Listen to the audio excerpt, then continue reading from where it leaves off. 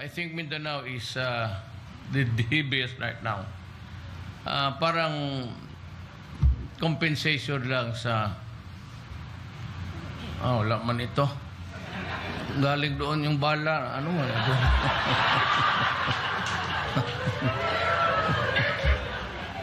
Well, really, sometimes nilalagay nila dito.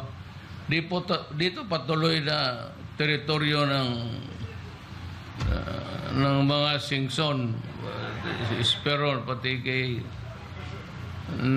siguro Mindanao, and Mindanao continues to be a problem. I am not advocating for any continuance of the martial law.